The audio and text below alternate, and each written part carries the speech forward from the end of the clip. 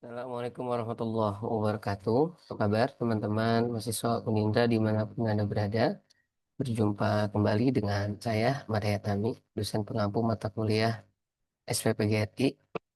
Hari ini kita akan sama-sama mengulas tentang PGRI sebagai organisasi ketenaga kerjaan. Baik, yang pertama eh, kita akan melihat ya, bagaimana undang-undang mengatur ya atau berbunyi terkait tentang ketenagakerjaan ya serikat pekerja atau serikat buruh sebagaimana tercantum dalam Undang-Undang Nomor 13 Tahun 2003 menyatakan bahwasanya organisasi yang dibentuk dari oleh dan untuk pekerja atau buruh baik di perusahaan maupun di luar perusahaan yang bersifat bebas, terbuka, mandiri, demokratis, dan bertanggung jawab guna memperjuangkan, membela, serta melindungi hak dan kepentingan pekerja atau buruh dan meningkatkan kesejahteraan pekerja atau buruh dan keluarganya. Jadi kalau kita lihat ya dari undang-undang ini, Undang-Undang 13 tahun 2003 gitu ya. Jadi organisasi ya serikat pekerja atau serikat buruh itu didirikan bisa di dalam perusahaan secara internal maupun di luar perusahaan secara eksternal yang bersifat bebas, ya, menjunjung tinggi demokrasi.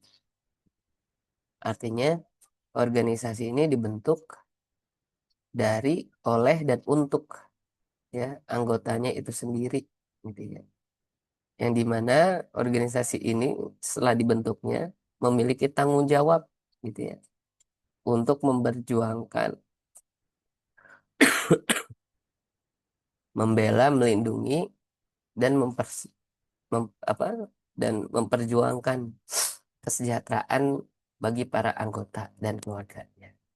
Nah, itu apa spirit ya yang termaktub, yang tercatat gitu ya dalam Undang-Undang Nomor 13 Tahun 2003.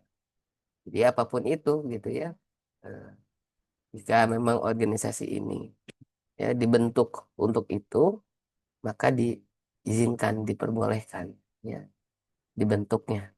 Ya fungsinya tadi gitu ya untuk memperjuangkan si buruh tadi dan juga orang orang-orang yang ada di sekelilingnya atau keluarganya. Nah, lalu yang berikutnya ya kita lihat ya perjuangan atau perjalanan PGRI gitu ya dari masa ke masa sebagai organisasi serikat pekerja. Jadi kalau kita lihat undang-undang tadi Undang-Undang 13 tahun 2003, jadi organisasi yang dibentuk baik di dalam maupun di luar gitu ya. Nah, sedangkan ini di dalam tubuh PGRI itu sendiri gitu ya. Jadi PGRI secara keorganisasian itu include di dalamnya punya spirit ketenaga pekerjaan atau keserikatan gitu ya. Ya, sebagaimana yang telah disampaikan di pertemuan sebelumnya, ada tiga ya peran utama PGRI sebagai organisasi perjuangan, organisasi profesi, dan organisasi ketenagakerjaan. Jadi artinya PGRI dibentuk gitu ya, salah satunya untuk ya, memperjuangkan hak-hak daripada anggotanya. Pun begitu dengan asas demokrasi, gitu ya. Dalam apa? Dalam eh, membina, menyusun atau menjalankan roda organisasi. Nah, jika kita lihat gitu ya, dari tahun 1945 gitu ya, setelah eh, PGI berubah menjadi PGRI, tentunya gitu ya, PGRI sudah melaksanakan prinsip-prinsip serikat pekerja, ya, trade union. Gitu. Jadi artinya meskipun PGRI belum bergabung kepada serikat kerja manapun, gitu ya, PGRI sudah menjunjung tinggi nilai-nilai apa keserikatan ya pekerja kira-kira begitu. Nah baru pada Kongres ketiga tahun 1948 ya PGRI ya di Madiun secara sah mengundurkan diri dari SOPSI. Jadi dari 1945 ke 1948 ya PGRI pernah bergabung kepada salah satu serikat ya pekerja yang ada di Indonesia. Salah satunya adalah SOPSI, ya, Sentral Organisasi Buruh Seluruh Indonesia. Nah, lalu apa yang melatar belakangi PGRI mundur daripada SOPSI ini sendiri di tahun 1948 itu ya? Karena ternyata setelah ditelusuri, SOPSI ini memiliki keterikatan atau afiliasi terhadap PKI. Sehingga dengan adanya keterlibatan SOPSI ini dengan PKI, PGRI ya akhirnya mengundurkan diri atau keluar daripada SOPSI itu sendiri. Gitu ya. Dan pada Kongres yang kelima tahun 1950 di Bandung, PGRI masuk ke dalam atau bergabung kepada GSBI. Jadi ya, Gabungan Serikat Buruh Indonesia. Jadi dari dua ya perjalanan ini di sini aja kita sudah bisa melihat gitu ya. Bahwasanya memang PGRI juga memiliki concern gitu ya terhadap eh, apa hak ya atau memperjuangkan hak-hak daripada anggotanya gitu ya. Karena guru itu selain pekerja profesional ya mereka juga masuk ke dalam circle atau lingkaran para buruh gitu. Artinya kebijakan yang melekat pada buruh itu juga berdampak kepada para guru. Ya, seperti itu. Nah, lalu di 1973 ya PGRI ya melengkapkan gitu ya organisasinya dengan apa? Dengan adanya kode etik. Nah, ini tugas daripada apa? Tugas daripada organisasi profesi yaitu ya membuat kode etik dan membuat dewan etik. Gitu ya. Yang dimana pada tahun 1973 ME Subiadinata gitu ya, yang menjadi ketua umum PGRI ditunjuk oleh pemerintah sebagai ketua panitia penyusun gaji pegawai negeri gitu ya. Nah, di sini terlihat teman-teman ya perjuangan PGRI. Kenapa begitu? Karena adanya ketimpangan antara guru pemerintah PNS dengan guru non PNS, guru swasta gitu. Nah, maka daripada itu PGRI mulai gitu ya menunjukkan perjuangannya gitu ya. Apalagi dari 1945 gitu ya, PGRI sudah menunjukkan trade union gitu ya tentang bagaimana prinsip-prinsip serikat pekerja. Apa prinsip serikat kerja itu bukan cuman hak dan kewajiban ya. Eh, Berapa hari ya, berapa jam lamanya dalam sepekan mengajar ya, tapi juga terkait tentang haknya, gajinya, tunjangannya dan sebagainya. Nah, ini juga termasuk apa yang diperjuangkan oleh PGRI, teman-teman. Ya. Bahkan kalaupun hari ini gitu ya, masih ada guru-guru yang digaji dengan gaji yang katakanlah tidak layak gitu ya, atau di bawah standar, maka salah satu perjuangan PGRI adalah dengan adanya sertifikasi gitu. Nah, sertifikasi ini ya diperjuangkan oleh PGRI agar guru-guru yang belum menjadi guru PNS atau P3K mendapat subsidi gitu ya dari apa? Dari ada sertifikasi tadi kayak begitu. Karena hanya jika mengandalkan gajinya kan tidak cukup kayak begitu. Nah, itu juga yang dilakukan oleh eh, ME Subiadinata gitu ya pada waktu itu gitu ya. Itu tentang menyusun gaji para guru gitu ya. Bahkan dulu di zaman PKI gitu ya, itu guru-guru yang tidak terafiliasi oleh PKI malah dilakukan tidak baik gitu. Ya, tidak semena-mena lah gitu, semena-mena gitu. Ya, artinya beda gaji gaji mereka para guru yang terafiliasi dengan PKI dan yang tidak gitu.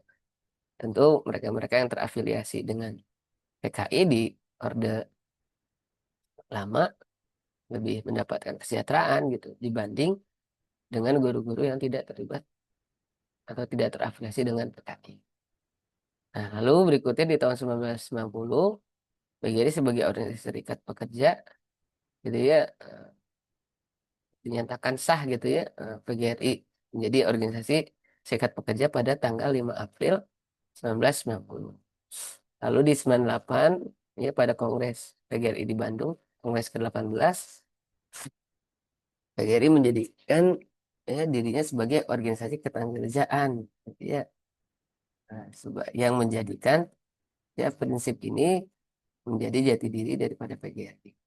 Jadi ya, perjuangan PGRI satu untuk para guru, dua tenaga kependidikan, tiga adalah perburuhan gitu. Ya, nah tadi tahun 2000 ya PGRI menjadi salah satu anggota Kongres Serikat Pekerja Indonesia, nah, KSPI. Begitu. Sekali lagi yang menjadikan atau latar belakang kenapa PGRI menjadikan dirinya sebagai organisasi serikat ya atau ketenagakerjaan, yaitu dalam rangka untuk memperjuangkan hak-hak daripada anggotanya itu sendiri. Nah, lalu kita lihat ya hak pekerja, ya, apa aja hak pekerja menurut Undang-Undang Nomor 13 Tahun 2003. Setiap pekerja atau buruh, termasuk di dalamnya guru dan atau dosen. Jadi termasuk guru dan dosennya mempunyai hak untuk memperoleh perlindungan atas keselamatan dan kesehatan kerja guna mewujudkan produktivitas yang optimal. Ya, jadi agar produktivitas ya agar produktif baik guru maupun dosen harus dijamin keselamatan dan kesehatannya. Begitu ya. Lalu apa moral kesusilaan, ya, etikanya dan perlakuan yang sesuai dengan harkat martabat manusia serta nilai-nilai agama. Ya, jadi harusnya dengan adanya hak pekerja ini, jadi ya orang-orang yang tergabung atau tercatat termasuk dalam kategori pekerja itu tidak diperlakukan sebagaimana budak gitu. Kan beda ya, budak dengan pekerja itu. Kalau budak kan dapat diperlakukan semena-mena oleh majikannya, oleh tuannya gitu. Sedangkan pekerja tidak bisa diperlakukan semena-mena oleh majikannya karena terikat tadi gitu ya. Ada perlindungan dan hak-hak yang harus dijunjung tinggi. Ini ya. Lalu adanya larangan ya pekerja gitu ya. Yaitu penyelenggara pendidikan berhak melakukan pemutusan hubungan kerja gitu ya pada pekerja khususnya guru apabila berbagai upaya pencegahan dan pembinaan telah dilakukan. Ya, pengakhiran hubungan kerja dapat dilakukan dalam beberapa hal. Jadi artinya begini, teman-teman. Nah, ini pentingnya organisasi namanya PGRI memperjuangkan hak-hak anggotanya. Karena di lapangan tentu gitu ya, bagi guru-guru yang non PNS atau P3K itu secara tidak langsung dapat diperlakukan semena-mena gitu ya oleh lembaga di mana mereka mengabdi kayak begitu. Namun kita bisa lihat dari dua aspek ya. Pertama, aspek objektif gitu. Katakanlah misalnya lembaga tersebut memecat atau memberhentikan atau tidak memperpanjang kontrak guru karena memang guru ini melakukan banyak tindakan-tindakan yang merugikan baik sekolah maupun peserta didik. Katakanlah misalnya gurunya terlalu banyak izin atau gurunya eh, tidak optimal dalam mengajar gitu ya atau gurunya menyalahgunakan hak eh, gitu ya sebagai seorang guru. Jadi dia mencari kepentingan pribadinya gitu ya dari sekolah atau dari peserta didiknya. Maka hal ini memungkinkan untuk sekolah melakukan teguran pertama, kedua, ketiga, dan bahkan memecatnya. Ya, jika pelanggaran itu masuk ke dalam kategori pelanggaran yang berat. Ya, begitu. Nah, itu secara objektif. Tapi secara subjektif bisa juga. Gitu. Misalnya ada seorang guru yang terlalu menonjol gitu ya, entah dalam prestasi gitu ya, atau dalam kritiknya. gitu untuk membangun tentunya. Nah, kadang ada juga gitu ya, eh, sebagian lembaga pendidikan atau sekolah yang tidak suka dengan guru-guru yang terlalu menonjol, ya, yang dianggap dapat membahayakan dan sebagainya, gitu ya. Atau misalnya berperilaku tidak menyenangkan, gitu ya, secara subjektif tentunya hal ini. Maka bisa jadi guru tersebut dipecat, gitu ya. Seperti apa yang terjadi dengan vokalis Sukatani, gitu ya, ada dipecat. Gitu. Sepihak kayak begitu. Atau ada guru Husen yang dari Pangandaran, gitu ya. Padahal dia sudah diterima lolos gitu ya sebagai guru ASN atau P3K, ya karena terlalu polos gitu ya atau terlalu jujur, ya, eh, akhirnya ya mau nggak mau harus eh, keluar atau dikeluarkan seperti itu. Nah, maka tentu dalam hal ini PGRI harus turun gitu ya, untuk apa? Untuk memperjuangkan hak hak guru tadi, atau misalnya kepala sekolah di Cimarga, atau ada lagi guru yang diberhentikan karena eh, apa eh, melakukan patungan gitu ya kepada wali murid untuk tenaga honorer yang belum digaji. Yang akhirnya nanti orang guru-guru ini juga direhabilitasi namanya. Nah, namun kan hal ini menjadi hal yang terjadi di lapangan, bukan tidak terjadi, ini terjadi. Kayak begitu. Maka sekali lagi, nah ini tugas, ya, tugas daripada PGRI gitu ya. Ada pun larangan pekerja misalnya melakukan pelanggaran berat, gitu ya, terjerat pidana, mangkir, tidak masuk, gitu ya. Atau sekolahnya tutup, pilot, gitu ya. Ya karena hari ini terjadi ya, ada sekolah yang tutup karena kekurangan murid, gitu ya. Apalagi dengan adanya kebijakan setiap rumbel sekarang 50 50 peserta didik gitu ya. Nah, akhirnya membuat beberapa sekolah swasta menjerit gitu ya karena kekurangan eh, peserta didik, yang mengakibatkan sekolah akhirnya tutup gitu ya, atau force major gitu ya karena rugi gitu ya, nggak mampu bayar guru, tidak mampu bayar operasional sekolah gitu ya. Lembaga pendidikan merubah status ya, penggabungan peleburan gitu ya. Guru atau dosen tadi cacat, sakit, kayak kepanjangan, masukin masa pensiun, ya, atau melakukan pelanggaran-pelanggaran yang sudah termaktub dalam perjanjian atau MOU. Nah, adapun perjuangan PGRI sebagai serikat pekerja ada 5 pilar. Pertama, imbalan jasa. Artinya PGRI tadi saya sampaikan gitu ya, senantiasa memperjuangkan hak-hak daripada guru itu sendiri, gitu ya. Nah, hak tentang apa ya? Hak tentang imbalan jasanya gitu ya. Ya, bukan berarti kita apa ya, eh, bersembunyi di balik kata-kata guru adalah pahlawan tanpa tanda jasa. Ya, justru karena beliau adalah pahlawan, maka kita harus apresiasi kayak begitu. Nah, maka diperjuangkan oleh PGRI, gitu ya. Yang berikutnya rasa aman, ya rasa aman dalam mengajar, dalam berkarir, gitu ya. Penting, ya rasa aman di kelas, di luar kelas, gitu ya. Gitu. Sehingga belajarnya atau ngajarnya bisa fokus. Hubungan kerja ya antar anggota, atau kondisi kerja lingkungan di mana mereka mengabdi. Yang berikutnya adalah kepastian karir, gitu ya. Nah, sampai kapan jadi guru honorer, kapan pengangkatannya, gitu ya. Naik jabatannya kapan, per apa, seperti apa, syaratnya dan sebagainya. Dan ini adalah 5 pilar ya, 5 pilar gitu ya, yang diperjuangkan oleh PGRI gitu ya untuk anggotanya sebagai serikat pekerja. Nah, adapun kiprah PGRI ya di forum internasional, ya ini menunjukkan bahwasanya ini penting bagi para guru yang di dalam ini ya, tapi juga ikut bergabung pemerintahan. memperjuangkan kesejahteraan anggotanya.